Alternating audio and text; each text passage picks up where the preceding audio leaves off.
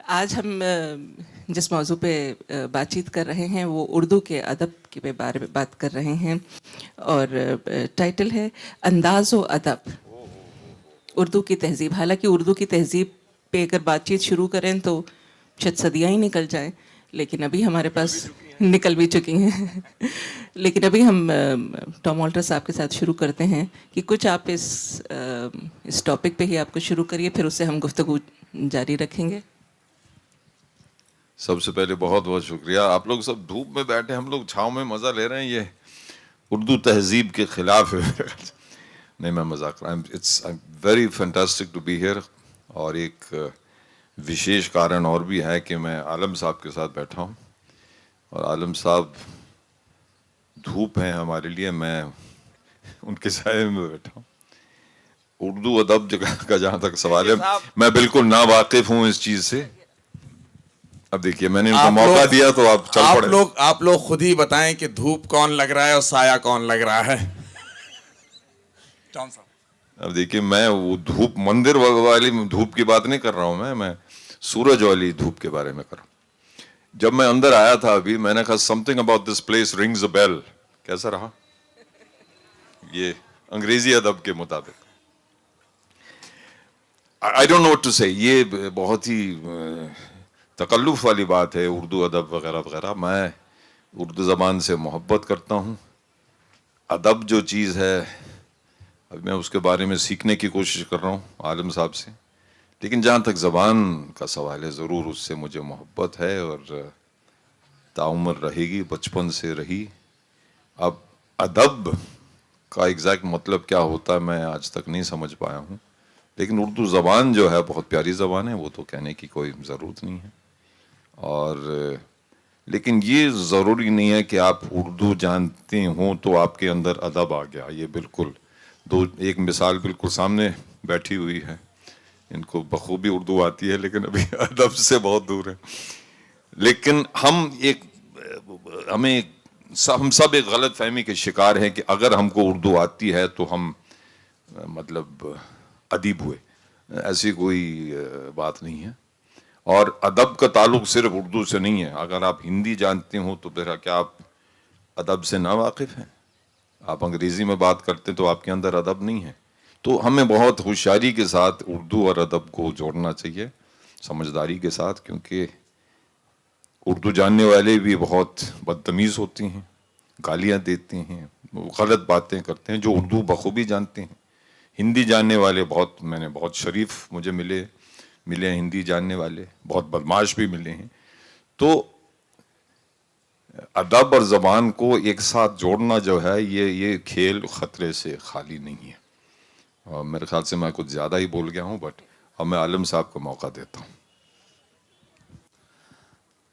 बहुत बहुत शुक्रिया टॉम ऑल्टर साहब। जब हम मस्जिद में नमाज पढ़ने जाते हैं और अगर खुदा न खास्ता इमाम ना आया हो तो जिसकी दाढ़ी सबसे ज़्यादा लंबी होती है उसको इमामत के लिए खड़ा कर दिया जाता है।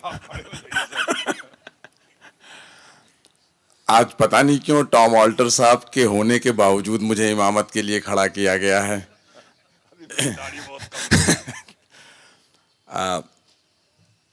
आज का और मुझे मेरे एक उस्ताद ने बताया था कि जब भी तुम्हें कभी ऐसे मौजू या मजमून पे बोलना पड़े जिसमें तुम्हें कमांड ना हासिल हो, उबूर ना हो, तो फौरन ऐसी डिबेट को, ऐसे डिस्कशन को इंटरैक्टिव सेशन बना लिया करो।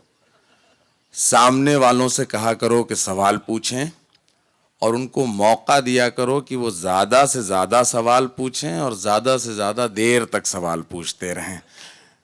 तो एक तो मेरी गुजारिश ये है कि इसको जितनी जल्दी इस मौजू को जो है वो इंटरैक्टिव सेशन बना दिया जाए, बड़ा मुनासिब रहेगा। उर्दू तहजीब, मेरे ख्याल से मौजू आदाब व अंदाज होना चाहिए। आदाब व अंदाज, मैं इस सिलसिले में अपने कुछ मुशाहिदात हैं, कुछ तजर्बात हैं, कुछ चीज़ें जहन में आती हैं। पता नहीं ये मौजू भी अपने आप में दुरुस्त है कि नहीं, उर्दू तहजीब। मेरे ख्याल से उर्दू तहजीब जो है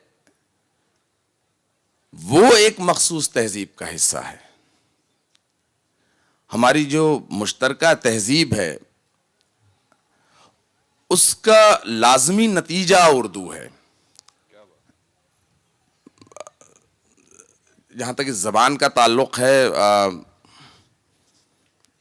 वो एक 4-5 ज़बानों के मेल जोल का, मेल मिलाप का ये हिस्सा है। तो मेरे ख़्याल से इसको हमें ब्रॉडर फ्रेमवर्क में देखना चाहिए कि उर्दू तहज़ीब ख़ुसूसी तौर पे हिंदुस्तानी तहज़ीब, बिलख़ुसूस जो मुश्तरका तहज़ीब है हमारी, और तीसरे हमारी मुश्तरका तहज़ीब पे जो असरात पड़े हिंदुस्तान से बाहर के, या हिंदुस्तान से बाहर से जो लोग इस मुल्क में आए और रह गए और यहीं का हिस्सा बन गए, ये उर्दू तहज़ीब है, ये हमारी मुश्तरका तहज़ीब है।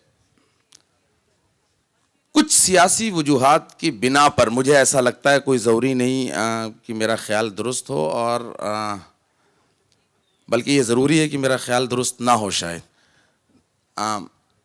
कुछ सियासी वजूहात के बिना पे जो हमारी मुश्तरका तहज़ीब थी, जो हमारी कॉमन हेरिटेज था जो हमारा, वो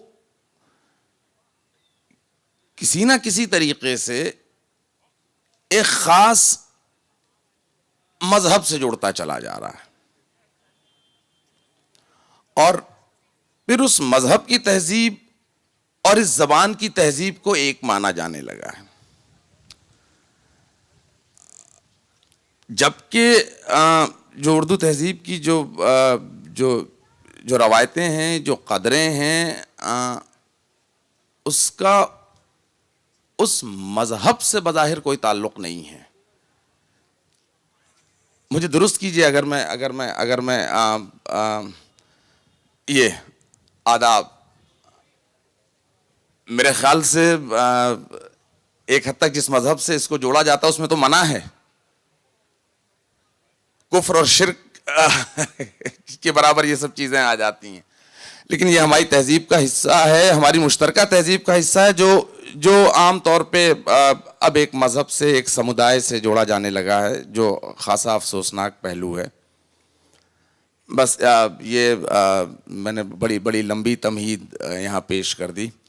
अगर टॉम साहब इजाज़त दें, टॉम साहब आप कुछ कहना इस सिलसिले में कहना चाहते हैं, और अगर कोई भी सवालात हों आपके जिसके हम गलत जवाबात देने के लिए तैयार बैठे। आलम साहब बहुत बहुत शुक्रिया, आपने मज़हब और ज़बान की बात की। मेरे वालिद साहब मरहूम पादरी थे, ज़ाहिर सी बात कि वो ईसाई थे, और एक और बात ज़ाहिर होती है क्योंकि मैं उनका बेटा हूँ कि वो प्रोटेस्टेंट थे। अब शिया सुन्नी का चक्कर तो खूब चलता है, प्रोटेस्टेंट और कैथलिक का चक्कर चलता है। अब मैंने ये क्यों कहा कि वो ज़ाहिर सी बात है कि वो प्रोटेस्टेंट थे। अगर वो कैथलिक होते तो शादी करना उनके लिए मना होता, तो मैं नाजायज़ औलाद होता। इसलिए मैं कहता हूँ कि मेरे वालिद साहब प्रोटेस्टेंट थे, प्रोटेस्टेंट वालों के लिए शादी करना अलाउड है। लेकिन आप ज़बान की बात कर रहे हैं, क्राइस्ट जिस ज़बान में बात किया करते थे वो अंग्रेज़ी ज़बान से कोसों दूर।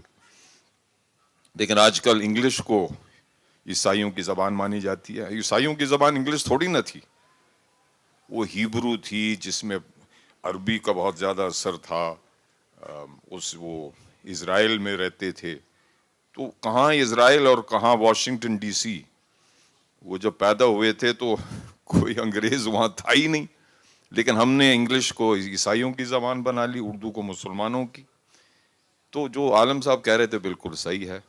मेरे वालिद साहब मरहूम का जब इंतकाल हुआ तो हम लोग अमेरिका गए थे, तो उन्हें इंजील मुक़द्दस की कुछ आयतें बहुत पसंद थी, तो वो मैंने वहाँ अमेरिका में जाके उर्दू में पढ़ने की कोशिश की। तो वहाँ के लोग खफा हुए कि आप उर्दू में क्यों पढ़ रहे हैं। मैंने कहा उर्दू ज़बान और हिब्रू ज़बान का कुछ तो रिश्ता है, हिब्रू ज़बान और अंग्रेज़ी ज़बान का कोई रिश्ता है ही नहीं। तो ये ज़बान का जो खेल है बहुत मज़ेदार खेल है, बहुत नाजुक खेल है। और मेरे वालिद साहब मरहूम और मेरी वालिदा भी, उन्हें ज़बान हिंदुस्तानी बहुत पसंद थी। मैं मसूरी में पैदा हुआ, जब हम छोटे थे तो जो आम ज़बान थी उसका नाम था हिंदुस्तानी। बहुत बाद में किसी ने कहा कि आपको उर्दू बहुत अच्छी आती है, जब मैंने कभी उर्दू की स्टडी की नहीं थी। लेकिन क्योंकि हिंदुस्तानी ज़बान मसूरी में बोली जाती थी तो कुछ जो अल्फाज हैं उर्दू के वो मेरी ज़बान पर आ गए थे, वरना मैंने उर्दू की जो स्टडी की, जो पढ़ाई की, बहुत बाद में। लेकिन एक ज़बान चल रही थी मेरे बचपन में जिसका नाम था हिंदुस्तानी, और इतनी प्यारी ज़बान है वो। आप सब जानते हैं कि गांधी जी ने चाहा कि ये ज़बान हमारी नेशनल ज़बान हो, लेकिन उस टाइम और आज भी गांधी जी जो चाहते थे या जो चाहते हैं, हम बिल्कुल उसके खिलाफ चलना चाहते हैं। But to get back to the point, मेरा ये मानना है दैट यू सी, एक जीने या जिंदगी बिताने की तहजीब होती है, एक ज़बान की तहजीब होती है, दोनों अलग अलग चीज़ें हैं। तो अगर उर्दू बोलने से या सीखने से या पढ़ने से आपकी जिंदगी पर कोई अच्छा असर पड़े तो बहुत अच्छी बात है, लेकिन सिर्फ उर्दू ज़बान सीख के आप तमीज़दार हुए, तहजीब वाले हुए, ये बहुत गलत है। और जिंदगी जीना सीखना बहुत मुश्किल काम है। आदमी फिर भी उर्दू सीख सकता है, लेकिन जिंदगी जीना जो है ये बहुत दुश्वार काम है। मैं आज नहीं सीख पाया हूँ, कुछ हद तक उर्दू में सीख पाया हूँ, लेकिन जिंदगी को किस तरह से जीना चाहिए ये एक लड़ाई है, एक जद्दोजहद है जो कभी समाप्त या ख़त्म नहीं हो सकती है। तो बस ये मेरी एक मतलब इल्तिजा नहीं है, एक ख्याल है मेरा कि जैसे आलम साहब ने कहा कि ये ज़बान एक मज़हब के साथ जुड़ गई। हम जब छोटे थे तो जब चर्च में हम नहीं जाना चाहते, जबरन हम हर संडे को चर्च में नज़र आते थे, तो हमारी पूरी इबादत होती थी उर्दू में, और बाइबल जो है, इंजील मुक़द्दस, वो भी उर्दू में। आज आप पे कोई जबर नहीं हुआ संडे? बहुत अच्छे, बहुत अच्छे। बल्कि मैं अपने वाले साहब के साथ मजाक करता था कि पादरी की नौकरी भी कमाल की नौकरी है, हफ्ते में एक ही दिन काम करना पड़ता, संडे को। तो वो हंसते थे। और दूसरी बात, सॉरी, मुझे मजाक करने की ज़्यादा आदत है। वो जब तकरीर करते थे तो मैं और मेरे बड़े भाई साहब और मेरी जो सिस्टर है वो भी हमसे, तो हमारे कुछ इशारे होते थे उनके लिए। अगर वो बहुत ज़्यादा मतलब बोरिंग बातें कर रहे थे तो हम यूं करते थे, एक कान को पकड़ लेते थे, और अगर बहुत ही ज़्यादा बोरिंग तो दोनों कान, और वो हमारी तरफ देखते थे। और जब तीनों बच्चे यूं बैठे नजर आते थे तो उन्होंने कहा, भाई हमारी तकरीर यहाँ तक समाप्त होनी चाहिए। तो ज़बान एक मज़ेदार चीज़ है, हम इसको ज़्यादा मत, ना उसकी ज़्यादा पूजा करनी चाहिए, ना उससे ज़्यादा नफरत करनी चाहिए, एंजॉय करना चाहिए, उसका मज़ा लेना चाहिए। और एक छोटी सी मिसाल है, ये हमारे बहुत बड़े संगीतकार थे यहाँ असम में, अपना भूपेन हजारिका, सॉरी, मैं बुढ़ापे में मैं नाम भूल रहा हूँ, भूपेन हजारिका, और इनके जो हमारे उर्दू पंजाबी जो उर्दू बहुत सारे गज़ल गाते थे, हाँ, इन दोनों के इंतकाल लगभग एक ही समय हुए थे। अब जगजीत सिंह साहब बहुत कमाल के गायक थे, लेकिन भूपेन हजारिका के सामने अगर आप ओहदा देखें, रुतबा देखें, तो भूपेन जी उनसे बहुत आगे। दोनों का इंतकाल लगभग एक ही वक्त, एक ही समय हुआ। जगजीत के मातम में पूरा मुल्क लग गया, इनके मातम में सिर्फ असम के जो लोग थे वो क्यों कौन सी जबान में गाते थे जगजीत, और भूपेन जी कौन सी जबान में? ये उर्दू में गाते थे, ये अखामी जबान में। तो ये इससे बड़ी क्या मिसाल है कि पूरा मुल्क इनका मातम मना रहा था, जबकि इतने बड़े फनकार सिर्फ एक प्रदेश के लोग। अब मैं कौमी जबान की बुराई नहीं कर रहा हूँ, मैं उर्दू की तारीफ कर रहा हूँ। और जगजीत सिंह भी, मतलब आज वो मेरी बात सुन रहे होंगे, वो भी मतलब आपकी तरह तालियां बजा रहे होंगे। भूपेन हजारिका किस ओहदे के फनकार थे, लेकिन उनकी जबान वो जबान थी जो एक प्रदेश तक सीमित थी। और जगजीत सिंह थे वो सरदार, गुलजार भी अभी जो यहाँ इतनी बड़ी बड़ी बातें वो भी सरदार, लेकिन उर्दू जबान से मोहब्बत तो कहाँ से कहाँ पहुँच गए। Thank you, thank you. ये बात आपने बिल्कुल सही कही कि उर्दू और तहज़ीब दो बहुत मुख्तलिफ़ चीज़ें हैं। तहज़ीब का एक हिस्सा है और जैसे आलम साहब कह रहे थे, हम उस बात से बिल्कुल इत्तेफाक करते हैं। हर एक, जैसे आप ये असम का भी एग्ज़ाम्पल दे रहे थे, हर एक प्रदेश में अलग अलग हिस्से में अलग अलग तहज़ीब है और जो ज़बान है वो कुछ कुछ बह के वो दूसरी तरफ जाती है, वो वहाँ का रंग ले लेती है। सो हम कोई सवाल है जो आप लोग करना चाहेंगे? यह शुरू में हमसे भी ये कहा गया है कि ये सेशन इंटरैक्टिव है, इसमें लोग कुछ सवाल करना चाहते हैं। फिलहाल तो सिर्फ इंटर है। आपका इसमें गिरामी? अभिषेक साहब। सही साहब, पहले तो आपको कॉन्ग्रेचुलेशंस। कल आपका और प्ले देखा मैंने, तो बहुत ही नायाब प्ले था। मैं शायद थोड़ी देर आया हूँ, हो सकता है सवाल पर हो गया हो। जो लैंग्वेज होती है वो मेरी है, ना कि वो एक तरीका होता है, बल्कि उसके अंदर बहुत सारी चीज़ें, जो सारी कल्चर होती है वो उसके अंदर जज्ब होती है। तो इस बात से आप कितना मुतासिर हैं और इस बात को आप कुछ और तरीके से पेश करना चाहें?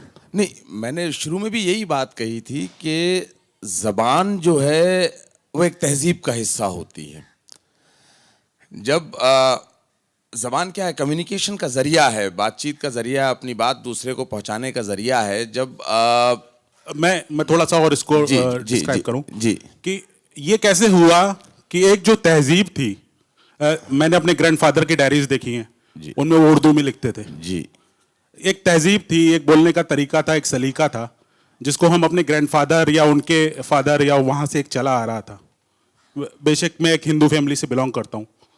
वो तहजीब को, जो उर्दू तहजीब थी, उसको एक रंग दे दिया गया, एक मजहब का, और एक स्टीरियोटाइप बना दिया गया। ये कौन लोग थे, कैसे बना, और क्या मतलब, क्या माजरा क्या हुआ? भाई देखिए, एक बहुत बड़ा मनफी पहलू ये था कि पहले तो हिंदुस्तान की आज़ादी की ज़बान, आज़ादी की लड़ाई की ज़बान उर्दू थी, और इत्तेफाक ये हुआ कि पाकिस्तान की ज़बान भी जो है वो उर्दू हो गई। तो ये एक उर्दू हिंदी डिवाइड शुरू तो नहीं हुआ, इसने ज़ोर पकड़ा। उर्दू हिंदी डिवाइड मेरे ख्याल से 1857 के फ़ौरन बाद उसमें बहुत तेज़ी आ गई थी। और ये इस वजह से उर्दू मुसलमानों की ज़बान है और हिंदी हिंदुओं की ज़बान है। ये चीज़ लोगों के सबकॉन्शियस में डाली गई। इसका एक बहुत अच्छा एग्जाम्पल एक साहब बताते थे कि आज़ादी के फ़ौरन बाद जो हिंदुस्तान वाला पंजाब था, वहाँ इस बात पे झगड़ा शुरू हुआ कि अब पंजाब की ज़बान क्या होनी चाहिए। आधे लोग कह रहे थे गुरमुखी होनी चाहिए, आधे लोग कह रहे थे कि हिंदी होनी चाहिए। और दोनों ग्रुप्स जो हैं वो अपने पोस्टर्स उर्दू में छापते थे, क्योंकि 47 तक या 50 तक या 52 तक ज़्यादातर लोग ही उर्दू पढ़ना लिखना जानते थे। उसके बाद टॉम ऑल्टर साहब की बात से मैं इत्तेफाक रखता हूं, लेकिन एक और सियासत शुरू हुई, मुझे दुरुस्त कीजिएगा अगर मैं गलत हूं। वो ये हुई कि साहब ज़बान को एक नाम दिया जाए हिंदुस्तानी। उसका नुकसान ये हुआ कि उसका नुकसान सबसे ज़्यादा उर्दू को पहुंचा। एक तो इस जज्बे की सच्चाई से किसी को इनकार नहीं है कि ये हिंदुस्तानी ज़बान भी है, और लेकिन इसमें एक किस्म की नॉर्थ इंडियन प्रेजुडिज्म नज़र प्रेजुडिस है। वो ज़बान जो नॉर्थ इंडिया में बोली जाती है वो हिंदुस्तानी है, जो विंध्यास के उस पार बोली जाती है या असम में बोली जाती है, नॉर्थ ईस्ट में बोली जाती है, तो ये हिंदुस्तानी इख्तरा। इसके जज्बे से किसी को इनकार नहीं, जज्बा बहुत अच्छा था, लेकिन चीज़ गलत हुई। इससे क्या हुआ कि उर्दू एक अलग ज़बान मान ली गई और हिंदी एक अलग ज़बान मान ली गई। फिर जब कोई भी जबान, इसीलिए मैं इस लफ्ज के एक हद तक खिलाफ हूं, उर्दू तहजीब। कोई भी जबान जब उसका ताल्लुक रोजी रोटी से खत्म हो जाता है तो लोग उसे सीखना और जानना बंद कर देते हैं। ये अलमिया सिर्फ उर्दू के साथ नहीं हुआ है, ये अलमिया हिंदी के साथ भी हुआ है। हम ये दोनों जबानें, उर्दू ज्यादा तेजी से भूलते जा रहे हैं, हिंदी भी अब भूलते जा रहे हैं। अगर आपको बहुत अच्छी नौकरी हासिल करनी है, बहुत तरक्की करनी है, तो आपकी कम्युनिकेशन की ज़बान उर्दू तो हो ही नहीं सकती, हिंदी भी नहीं होगी। उसका एक नतीजा ये हुआ जो आज का सेमिनार है, उर्दू तहजीब। यानी ज़बान को भी खाने में बांटा गया, ज़बान के खाने में तहजीब को भी। उर्दू तहजीब, अगर आप उर्दू तहजीब कहते हैं तो लाशऊरी तौर पे सबकॉन्शियसली हमारे जहन में एक बात ये भी आती है कि इसका मतलब कोई हिंदी तहजीब भी है और कोई अंग्रेजी तहजीब है। हम आमतौर पे बातचीत में कहते हैं अरे साहब ये अंग्रेजी का असर है, अंग्रेजियत का असर है, अरे साहब ये तो अंग्रेज हो रहा। तो जब हम उर्दू तहजीब की बात करते हैं तो इसका मतलब है हमने उर्दू और हिंदी ज़बानों को अलग किया, तहजीब को अलग किया। उसका एक नेगेटिव वो ये है, तमाम तर मोहब्बत के बाद उर्दू तहजीब को अब हम तारीख का हिस्सा समझने लगे हैं कि ये हिस्ट्री का हिस्सा है। इसलिए उर्दू तहजीब, उर्दू शायरी, मुशायरे, ड्रामे, फिल्में, सब धीरे धीरे हम इनको म्यूजियम का हिस्सा मानने लगे हैं। यानी ये शोकेसिंग के लायक है, ये एग्जिबिट किए जाने लायक एक ज़बान है। साहब ये एक मखसूस तहजीब है, ये शेरवानी पहनना और ये चूड़ीदार पैजामा पहनना। मुझे अभी एक ज़ाती तौर पे जो बात मैं कहना चाहता हूँ कि साहब कायदे से कोई नॉमनक्लेचर ये होना ही नहीं चाहिए उर्दू तहजीब, क्योंकि इसका एक नेगेटिव पहलू ये है कि इसका मतलब एक हिंदी तहजीब है, एक पंजाबी तहजीब है। मुझे इस चीज़ का एहसास शिद्दत से इस तौर पे हुआ, मैं आपको एक लतीफ़ा भी सुनाऊंगा, अभी 2 लतीफ़े सुना सकता हूँ अगर आप इजाज़त देंगे तो। मैं अभी एक प्ले लिख रहा था अल्लामा इकबाल के ऊपर। वो प्ले लिखते वक्त मुझे ख्याल आया कि ये तो पूरा का पूरा प्ले पंजाबी में होना चाहिए। अल्लामा बातचीत पंजाबी में करते थे, अल्लामा अपने दोस्त अहबाब से बातचीत पंजाबी में करते थे, अल्लामा के माँ बाप उनसे उर्दू का अजीम तरीन शायर, उसकी मादरी ज़बान पंजाबी थी। अब अगर उसके जीवन पर, उसकी ज़िंदगी पर मैं एक अदद प्ले करने जा रहा हूँ तो मेरे ख्याल से जब वो मुशायरे में कुछ सुना रहे होंगे, महफिल में कुछ सुना रहे होंगे, उसके अलावा जो बातचीत होती होगी वो किस में होती होगी? पंजाबी में। अब हम उर्दू तहजीब से हम क्या मुराद लेते हैं? सबकॉन्शियसली वो तहजीब, फिर वही जो यूपी की तहजीब है, जो लखनऊ की तहजीब है, एक हद तक ब्रज की तहजीब है, एक हद तक दिल्ली की तहजीब है। उर्दू तहजीब को हम कभी पंजाब से नहीं जोड़ते। और जबकि 1857 के बाद पंजाबी तहजीब, पंजाबी ज़बान के जो असरात उर्दू के ऊपर हैं, तो एक किस्म के हमारे अंदर ये यूपी वालों में, हम जो यूपी के उर्दू वाले हैं उन्होंने भी ये हरकत की है। एक मखसूस तहजीब को जो यूपी की मुश्तरका तहजीब थी उसको उर्दू तहजीब का नाम दे दिया।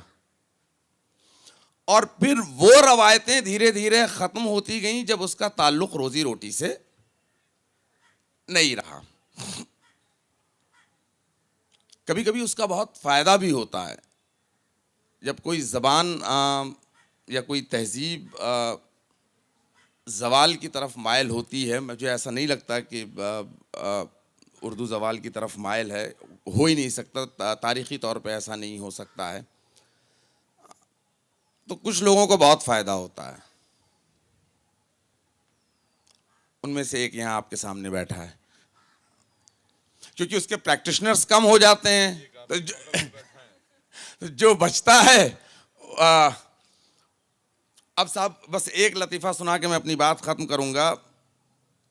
उर्दू तहज़ीब के सिलसिले में मेरे ख़्याल से मालूम हो जाएगी उर्दू तहज़ीब है क्या, है भी या नहीं है। एक बार नियाज़ फ़तेहपुरी साहब बहुत मशहूर सहाफ़ी थे, बहुत मशहूर अफ़साना निगार थे। वो अल्लामा इक़बाल का इंटरव्यू लेने गए। लोगों को बड़ा इश्तियाक़ कि भाई अल्लामा इक़बाल का इंटरव्यू लिया है, क्या कहा होगा अल्लामा ने, क्या बातें हुई होंगी। तो जब नियाज़ फ़तेहपुरी साहब बाहर आए तो लोगों ने पूछा, अरे भाई डॉक्टर इक़बाल ने क्या क्या कहा, क्या क्या। तो नियाज़ फ़तेहपुरी बोले, भाई क्या कहा, मैं पूरे इंटरव्यू के दौरान जी हाँ करता रहा, वो हाँ जी करते रहे। तो ये उर्दू तहज़ीब है। जो आपने पूछा था अभी, वो आपकी बात ऐसे सामने बैठे, आपके नाना जी या दादाजी शायरी लिखते थे उर्दू। आज किसी जबान में कोई भी आदमी डायरी लिखता है? उर्दू को मारो गोली, हम डायरी ही नहीं लिखते हैं। तो वो जो तहजीब थी सिर्फ उर्दू के साथ उसका रिश्ता नहीं था, डायरी लिखना जो एक फन था वो ही खत्म हो गया। कुछ लोग लिखते मैं जानता हूं, लेकिन बहुत कम। मेरे दादाजी भी लिखते थे, लेकिन मैं खुद नहीं लिखता। तो उन्होंने उर्दू में लिखी इसलिए कि उनकी जबान थी, लेकिन डायरी लिखना जो है उर्दू में, हिंदी में, वो फन ही खत्म हो गया। मुझे इस बात का अफसोस है। वो कोई उर्दू में नहीं लिखता, वो तो खैर अलग बात है, कोई लिखता ही नहीं है। मुझे उससे ज्यादा अफसोस है। सर नमस्कार साहब, मैं नमस्कार करता हूँ। कपिल जैन मेरा नाम है। आपने बड़ा अच्छा जवाब दिया।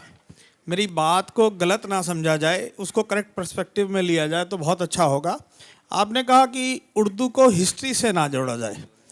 बीइंग ए इंडियन, हमारा देखिए, पहली बात तो मैं वाजे कर दूं कि हम ना तो मुझे उर्दू पढ़नी आती ना मुझे लिखनी आती, पर मोहब्बत है और वो लैंग्वेज की कशिश है तो यहाँ हम हैं। पर अब मुद्दा ये है कि हमारा जन्म हुआ आज़ादी के बहुत देर बाद, तो अब उम्र के उस दौराए पे पहुँचे कि यूट्यूब आ गया, देखना शुरू किया। तो सुकूत ढाका नाम से एक, जब भी 16 दिसंबर आता है तो पाकिस्तान टीवी के ऊपर बहुत लंबी डिस्कशंस होती हैं इस पर। तो सुकूत ढाका की जब भी और बहुत बेहतरीन डिस्कशंस हैं, आप कभी उस पर सुकूत ढाका लिखिए यूट्यूब पे, आपको बीसियों मिल जाएंगी। तो उसमें करेक्ट पर्सपेक्टिव पे बात होती है। एक बंगाली साहब इधर अदीब बैठे होते हैं, इधर उर्दू अदीब बैठे होते हैं। तो एक बात बार बार उठी कि भाई बांग्लादेश बना क्यों। तो बांग्लादेश, उनका सबका एक लॉजिक तो बिल्कुल क्लियर है कि 1949 में जिन्ना साहब पहुँचे ढाका, उन्होंने कहा साहब देखिए, उर्दू ईस्ट पाकिस्तान और वेस्ट पाकिस्तान को मिलके नेशनल लैंग्वेज होगी पाकिस्तान की। वो कहते हैं वो that was the first seed for the liberation of Bangladesh at the later stage. बंगालियों ने साफ तौर पे बाआवाज बुलंद कहा था, उर्दू चौलबे ना। तो जब जिन्ना ने वो तकरीर की थी तो बंगालियों ने कहा, वहीं पे कहा। हाँ। और मेरे ख्याल से ज्यादातर उसमें मुसलमान ही होंगे। उर्दू हाँ। चौलबे ना, तो यही है उर्दू। किसी, यही हम कहना चाह रहे हैं, किसी मखसूस मजहब की जबान नहीं हो सकती। ये है कि ना तो वो मजहब की जबान है, वो एक इतनी खूबसूरत जबान है। और अभी जावेद साहब ने एक बहुत ही अच्छी बात कही जिसको मैं आगे, कि जैसे फल है। अब मेरी उम्र आज 48 साल होने को आई, मैं अच्छा खासा पढ़ा लिखा शख्स अपने आप को कह सकता हूँ। मुझे आज तक समझ नहीं आई कि फल ठीक है या फल ठीक है, और किसके नीचे कहाँ बिंदी आती है। मेरा काम चल जाता है, इंग्लिश में लिख लेते हैं तो वो भी मसला हल हो जाता है। बस इसमें मसला ये है कि अगर आपने कभी ये कोशिश की कहने की कि देखो सामने जेबरा खड़ा है, तब आप जेबरा जरूर दुरुस्त करेंगे। लेकिन जब आपको कहा जाएगा कि साहब खूबसूरत नहीं खूबसूरत होता है, तो आप कहेंगे भाई देखिए, खूबसूरत कहने से भी मेरा काम चल रहा है। ये मानसिकता की प्रॉब्लम है। ये मानसिकता, मैं अगर एक शेर सुनाने की इजाजत दें। बहुत पिटता मैं आज इजहारे मोहब्बत पर, बहुत पिटता मैं आज इजहारे मोहब्बत पर, मगर ये खैरियत गुजरी वो उर्दू कम समझते हैं। क्या कहना। तो मेरा क्या मानना है कि जबान को, हिंदी जबान को उर्दू का नाम दिया गया, और ये बाकायदा एक सियासी तहरीक थी। मैं आज भी कहता हूं कि लफ्ज उर्दू डिक्शनरी से गायब कर दो, लफ्ज हिंदी में ही उर्दू शामिल है।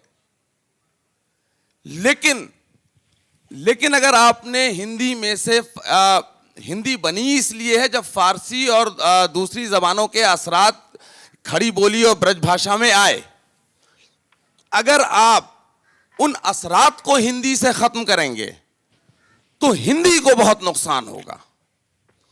उर्दू खत्म होने का जो बहुत बड़ा नुकसान है, या हुई या नहीं हुई अलग मौजू है, बहुत बड़ा नुकसान ये हुआ है कि हिंदी खराब हुई है।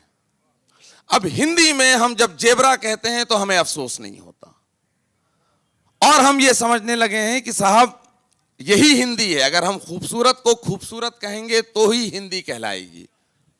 और बहुत बड़ा नुकसान इसका ये टीवी वालों ने किया है, हिंदी साहित्यकारों ने किया है। क्यों साहब? हम फल तो संस्कृत का लफ्ज है, हम क्यों फल कहेंगे उसको? मैं तो कभी नहीं कहता, मैं तो कभी नहीं कहता कि टॉम ऑल्टर साहब बहुत सफल एक्टर हैं। मैं यही कहूंगा सफल एक्टर हैं। हिंदी अपने आप में वो जबान है जिसको उर्दू का नाम दे दिया गया एक सियासी तहरीक के नतीजे में। उर्दू की वजह से कि साहब ये अब खूबसूरत मत बोलो, अब ये मत बोलो, अब साहब इसकी जगह, उसकी वजह से हिंदी खराब हो रही है। एक सेकंड और लूंगा आपका साहब। इस बात को अगर अगले कदम तक बढ़ाते हैं, जैसे ना हम अपनी अगर मैं बात करूं तो हम मिडल ईस्ट ना एक्सपोर्ट बहुत करते हैं, तो हमारे कस्टमर्स में Arabic speaking and Persian speaking बहुत है। अब चूंकि एक ट्रांसलेटर चाहिए होता है अपनी छोटी सी बात को भी कन्वे करने के लिए और उनकी बात समझने के लिए, तो आज उस ट्रांसलेशन की कीमत इतनी बड़ी है कि पूरे ऑर्डर का 1% ले जाते हैं। उनको पता चल जाता है कि भाई ये इसको ऑर्डर चाहिए और इनको माल चाहिए, तो वो क्या अपने आप ही अपनी एक एडिशनल, तो मेरे को समझ में आ गई। तो जब मैंने उनको ये बात कही तो कि अब मुद्दा ये हुआ कि जैसे शेर व शायरी का थोड़ा मोड़ा जो शौक लगा, तो ये लोग बोलने शुरू होते थे तो मेरे को समझ में आ जाती है क्या कह रहा है। शब्दों का इस्तेमाल इस अंदाज का होता था, शजर, मुतमैन, संदूक, तकरीबन, तो समझ में आ गई भाई दुकान, रकम, नकद। तो मेरे को समझ में आ गई कि यार ये तो चेयर, कुर्सी। तो मैंने कहा अब ये ट्रांसलेटर का 1% तो भैया हटाया जा सकता है, कोशिश करो, ठीक है ना। वो चुप था क्योंकि पल्ले मेरे से ही जाता था। अब जैसे जैसे उसको इकट्ठा करना शुरू किया तो लगभग 1-2 हज़ार शब्दों का तो संग्रह मेरे पास इस समय है, जिससे मैं किसी भी अरेबिक या पर्शियन मर्चेंट से अपनी बात को कन्वे कर लेता हूं। तो मेरा आपसे जाती एक अपना तजर्बा इसलिए शेयर कर रहा हूं कि कौन सा शब्द हिंदी का है, कौन सा उर्दू का है, भाई जिसको जो पसंद आए वो बोलते चले जाइए और मजा लीजिए। तो बजाय उसका कि भाई इसने आ गया, इसने इसको कंटामिनेट कर दिया, उसको कंटामिनेट। ये आज तक एक जॉन एलिया साहब का जो शेर है वो जावेद अख्तर साहब बहुत कोट करते हैं, वो नई शब्द को इस्तेमाल ही नहीं करते, वो नई शब्द को इस्तेमाल करते नहीं यार। अब वो कहते हैं नहीं क्यों कहते हैं भाई, तो नई ना या की मात्रा ई नई यूज ही कोई नहीं करता। आम बोलचाल की भाषा में नई शब्द यूज होता, तो उन्होंने कहा नहीं, मैं नई यूज नहीं करूं, मैं तो नई यूज करूंगा। अब मजा आता है उसमें। मेहरबानी। हेलो, आदाब सर। मैं आपके बिल्कुल बाएं से इकरामुद्दीन मिर्ज़ा, पुरानी दिल्ली से मेरा ताल्लुक़ है। आपको मेरा बहुत आदाब, ऑल्टर साहब को मेरा बहुत आदाब। और आप छांव में जो बैठ गए सर, पता चलता है कि आप पुरानी दिल्ली से आए। जी सर, बहुत शुक्रिया आपका। ये आपकी मर्दम शनासी का एक बहुत बड़ा एक मिसाल है कि आप बैठने से, बॉडी लैंग्वेज से पता कर लेते हैं कि ये आदमी कहाँ का हो सकता है। मेरी शनासी के लिए बहुत शुक्रिया आपका। अर्ज़ ये है कि जैसे जिक्र चल रहा था कि लफ्ज़ों का तयन, और आपने बड़ी प्यारी बात कही कि हिंदी को और उर्दू को एक तरह से मस्क करके कुछ अलग अलग ज़बानें। मैं आपको बताता हूँ कि ना जैबरा हिंदी में भी नहीं है, वहाँ भी नुक्ता लगता है नीचे, जय के नीचे जैबरा ही है। आज अगर हमारे टीवी के अनाउंसर बोलते हैं कि हजारों आदमी, खराबी पैदा हुई है। और यही वजह है कि आज ये जो मजमा आप यहाँ देख रहे हैं जश्न रेख्ता के नाम पर, तो ये सारी चीज़ें कहीं ना कहीं वो प्यास और वो हमारी ज़ुबान का करेक्शन चाहते हैं ये लोग। जो खुद भी नहीं जानते लेकिन आकर यहाँ मुशायरे सुनते हैं, सलीस ज़बान सुनते हैं। जावेद अख्तर को इसलिए नहीं देखते कि उन्होंने शोले लिखी थी, बल्कि इसलिए देखते हैं कि वो उर्दू जानते हैं, उनकी वो सलीस ज़बान जो है वो एक है। तो आज ये जो मिशन है, हमारा कहना ये है, मेरा आपसे एक मैं आपकी राय चाहूँगा इसमें, कि जो होना था वो हो चुका, सियासी मामलात हुए कैसे भी हुए, लेकिन ज़बान क्योंकि बहुत बुलंद, इसका झंडा जो था बहुत ऊंचा था और बहुत मजबूत है आज भी, जिसका सबूत हम और आप यहाँ मौजूद हैं, इस पेड़ के नीचे बैठे हैं लेकिन उर्दू की बात कर रहे हैं। तो लेकिन इसको आगे जो ये नई नस्ल है, मेरे जहन में जो फिक्र है, उसके लिए मैं आपसे चाहूँगा कि हम ये चाहते हैं, मैं खुद उर्दू मीडियम का पढ़ा हूँ और भी ज़ुबानें जानता हूँ, हिंदी भी जानता हूँ, पंजाबी बहुत अच्छी जानता हूँ, लेकिन मैं पिछले साल से इंडिया इस्लामिक कल्चर सेंटर से उर्दू की क्लास मैंने शुरू कर दी आम लोगों के लिए, और ये मैंने उसका आज ही टाइटल परस्तारे उर्दू के नाम से एक इदारा कायम कर रहा हूँ कि, और आप सबको मैं दावत देता हूँ कि जो साहब भी उर्दू सीखना चाहें तो वो मेरे से राब्ता कायम कर सकते हैं। लेकिन सेम टाइम मैं सिर्फ आपसे एक सवाल ये कर रहा हूँ कि आगे मुस्तकबिल में कौन सा ऐसा प्लान होना चाहिए, क्या तरीक़ाकार होना चाहिए। जहाँ तक मेरी नज़र काम करती है, मैं ये चाहता हूँ कि ग्राउंड लेवल पे पब्लिक से 1 to 1 मिलकर हम उनको उर्दू सिखाएं, उर्दू के बारे में बताएं। आज की तारीख में 82 लोग ऐसे हैं कि जो उर्दू सीखते हैं, और टॉम ऑल्टर साहब मैं आपसे अर्ज़ करूँ कि इसमें 3 या 4 लोग ही ऐसे हैं जो मुस्लिम हैं, otherwise all of them are मेरे जो भाई हमवतन हैं। दूसरे लोग मेरे साथ आते हैं और मेरे सरदार भाई आते हैं, मेरे हिंदू भाई आते हैं, और हम उनके लिए वो करते हैं। आज मेरा मिशन ये है कि मैं अपनी बकाया ज़िंदगी उर्दू के लिए वक्फ करना चाहता हूँ, जिसका काम मैंने इस लेवल पे शुरू किया। मैं आपसे कुछ इस बारे में राय और आने वाले मुस्तकबिल के बारे में कुछ पूछना चाहूँगा इस सिलसिले में। शुक्रिया आपका। Thank you. सर, सबसे पहले मैं बिल्कुल हूँ, सन 72 में हम पूना फिल्म इंस्टीट्यूट पहुँचे, इस लाइन में आने का ख्याल हुआ, तो मैंने उस समय सोचा था कि भाई कम से कम एक ज़बान के ऊपर थोड़ा सा काबू होना चाहिए, तो उर्दू से मोहब्बत थी। तो उस वक्त हमारे बहुत अजीज़ दोस्त थे मोहम्मद रफ़ीक साहब, वहीं पूना में रहते हैं। हमारी क्लास में एक लड़की थी शहनाज अहमद अब्बास, बहुत सुंदर थी, वो बहुत खूबसूरत थी, वो खूबसूरत भी थी और खूबसूरत भी थी और सुंदर भी थी और ब्यूटीफुल भी थी।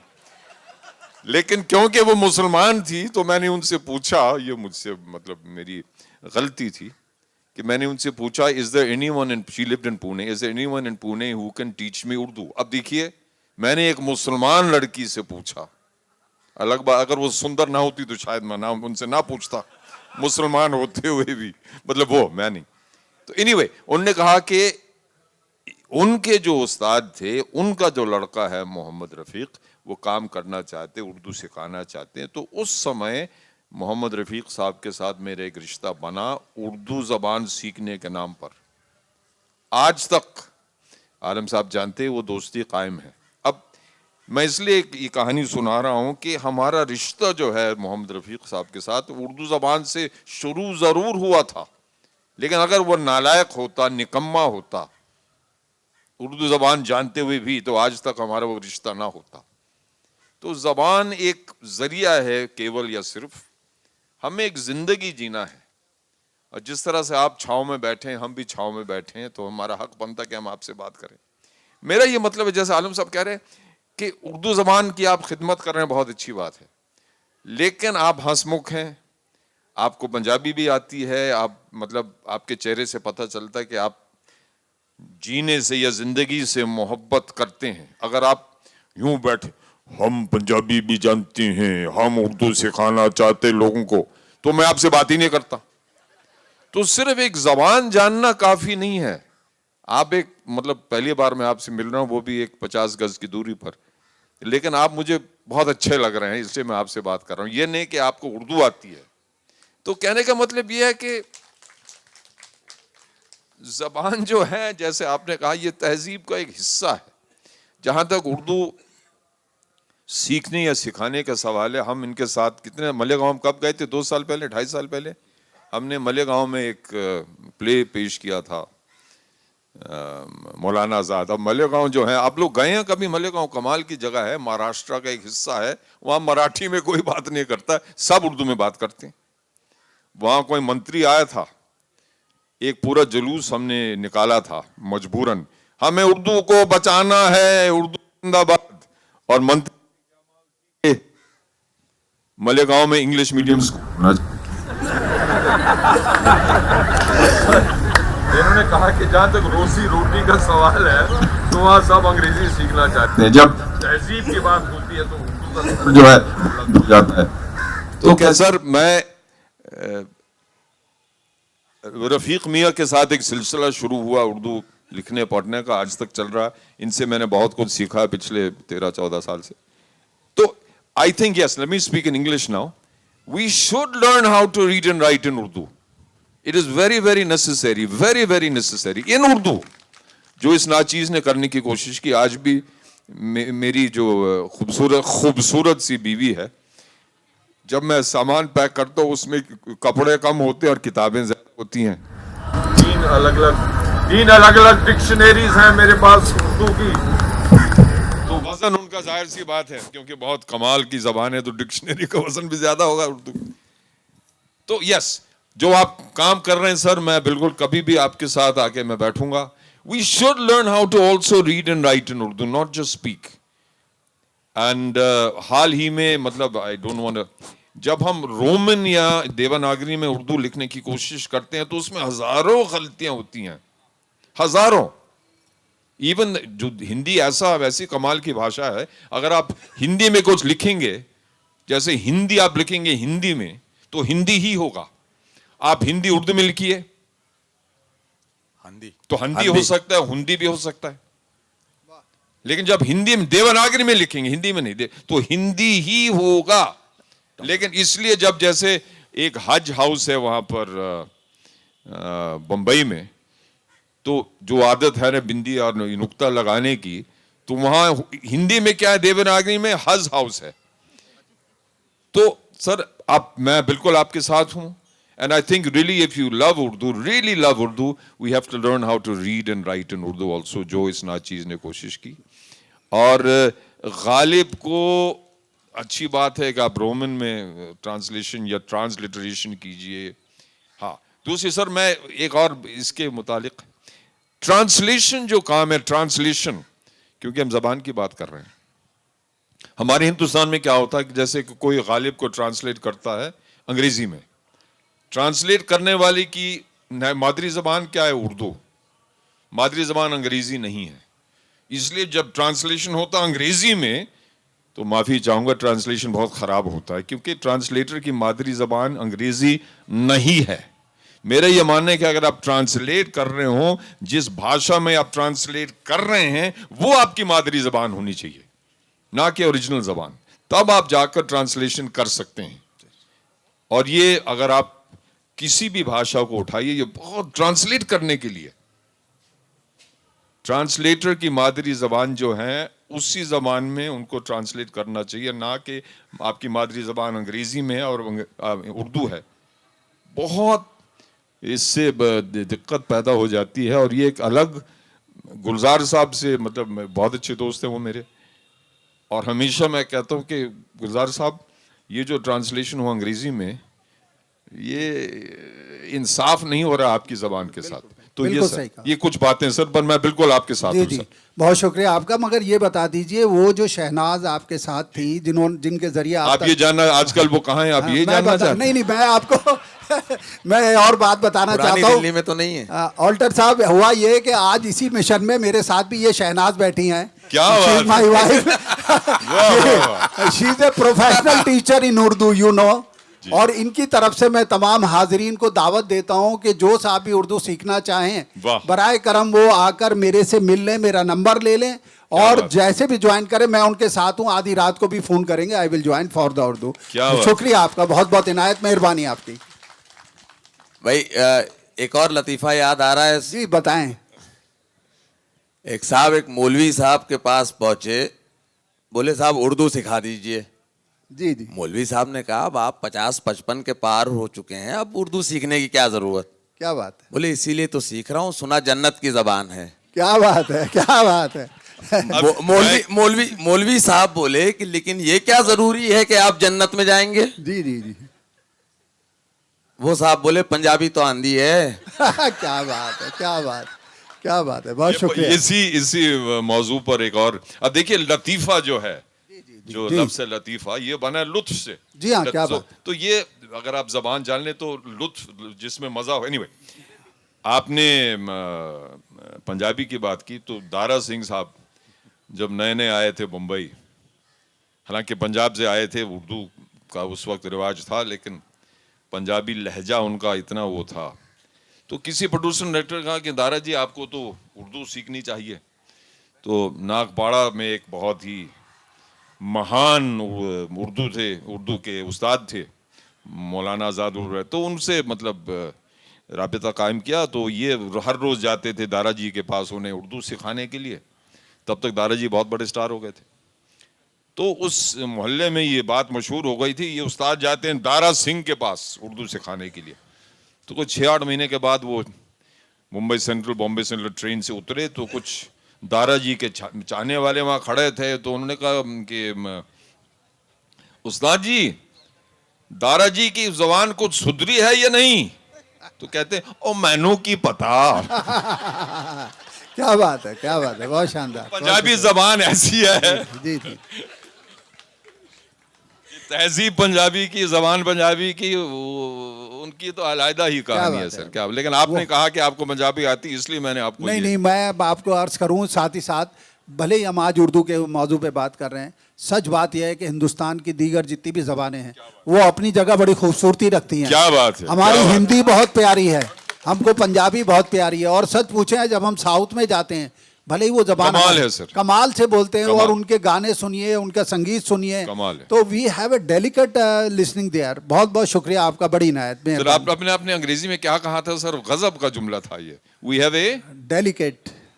ये जो डेलिकेट आपने कहा, जो पंजाबी से आपका जो वास्ता है, वो एक अंग्रेजी के शब्द में बिल्कुल जाहिर हुआ सर। वाह वाह वाह, बहुत बहुत शुक्रिया। मैं एक बात मैं सब हाजरीन के सामने कहना चाहूँगा कि ये हसासियत जो ऑल्टर साहब में थी, कि मेरे यहाँ बैठने से अंदाज़ा लगाया गया कि मैं पुरानी दिल्ली से हूँ, तो ये शायद कहीं ना कहीं उसी उर्दू का एक कमाल है जो इंसान को बड़ा हसास कर देती है, और उसकी शायरी में एक ही जुमले में, एक ही मिसरे में कितनी बातें होती हैं, तो वो हसासियत कहीं ना कहीं मुझे ऑल्टर साहब के अंदर दिखाई देती है, जिसके लिए मैं बहुत ही उनको खराज तहसीन पेश करता हूँ, बहुत मुबारकबाद देता हूँ।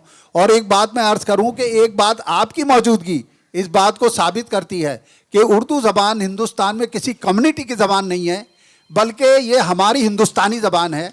और मुझे इस मौके पे वो शेर एक याद आ रहा है, किस शायर ने कहा कि जहाँ जहाँ कोई उर्दू ज़ुबान बोलता है वहाँ वहाँ मेरा हिंदुस्तान बोलता है। क्या बात है, बहुत शुक्रिया। के सफ़र का आईनी गवाह हूँ। आज मुझे बड़ी खुशी इस बात की हुई कि एक तरफ बात ये हुई कि साहब जब ज़बानों का ताल्लुक रोज़गार से नहीं होता तो ज़बानें मिट जाती। एक बड़े एक्सपोर्टर की बात है कि मैं अपने बिजनेस में 1% का इजाफा कर सकता हूँ मुनाफे में, क्योंकि वो जो बीच वाला ट्रांसलेटर है वो मुझे नहीं चाहिए। तीसरी बात ये कि हमें उर्दू को मिशन की तरह घर घर पहुँचाना है और हर जगह पहुँचाना है। ये सारा डिस्कोर्स बहुत पुराना है, इसकी कोई रेलेवेंस नहीं है आजकल की बदलती दुनिया में। ज़बानों पर बात करने के लिए हिंदुस्तान का लिंग्विस्टिक डायनामिक समझना बहुत ज़रूरी है। यहाँ जो इतने लोग आए हैं जो मुसलमान नहीं है, जो उर्दू वाले नहीं है, जो पुरानी दिल्ली से नहीं है, जो कश्मीरी नहीं है, ये सब यहाँ रोज़गार ढूंढने तो आए नहीं। यहाँ पर जो यंग लोग आए हैं वो हमारे किसी रोज़गार के लिए तो आए नहीं। इसलिए ये ट्रेडिशनल थिंकिंग कि रोज़गार और ज़बानों का आपस में कोई रिश्ता है, ये बड़ी पुरानी बातें थी। ये तब हुआ करती थी जब अकबर को या राजाओं को एक खतात की ज़रूरत में लिखे या जिस ज़बान या संस्कृत में लिखे। मैं कश्मीरी हूँ और हमारे बड़े कामयाब लोग वो थे जो संस्कृत और पर्शियन जानते थे, और सारे राजवाड़ों में हिंदुस्तान के जितने भी 620 या जितनी भी रियासतें थी उसमें कश्मीरी पंडित हुआ करता था।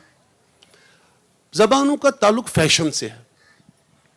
जैसे इस जो एक्सपोर्टर साहब उन्होंने कहा कि साहब मुझे ये अच्छी लगती है ज़बान, अब इस पे तलफ़ुज़ की क्या अहमियत है और क्या नहीं है, और ज़बान इसलिए भूली जाती है। लिखने के लिए तो स्कॉलरशिप चाहिए, कई चीज़ें चाहिए। खुशकिस्मती ये है कि हिंदी वाला भी उर्दू बोलना चाहता है, अगरचे तलफ़ुज़ ख़राब है उसका। बड़ी अच्छी बात कही आलम ने कि हिंदी को नुकसान हो रहा है, लेकिन अर्ज जो है हिंदी वालों की कि वो उस मुश्तरका तहजीब के करीब आए, वो मुश्तरका तहजीब जिसको हम गंगा जमनी तहजीब कहते हैं, ये सिर्फ यूपी की बात नहीं, ये और तहजीब में जोग्राफी से उनका ज़्यादा रिश्ता होता है, लेकिन जोग्राफिया को ओवर बाउंड करके भी वो पूरी तरह फैल जाती है। जब हम हिंदुस्तान की तहजीब की बात कर रहे हैं तो हम कश्मीर से कन्याकुमारी की उस तहजीब की बात कर रहे हैं जो एक तहजीब हमारे जहन में आ जाती है। इसलिए ये कहना कि जब हम उर्दू तहजीब की बात करेंगे तो ये प्रिसपोज करना पड़ेगा कि एक हिंदी तहजीब है, जब हम मुसलमानों की बात करेंगे तो ये प्रिसपोज करना पड़ेगा कि हिंदू भी यहाँ पर है। ऐसी बात होती नहीं। ऐसी बातें अखबारों में होती है, लेकिन इस लेवल पर इंटेलेक्चुअल डिस्कोर्स हो रहा हो और जहाँ पर एक नई जनरेशन उर्दू की तरफ माइल हो।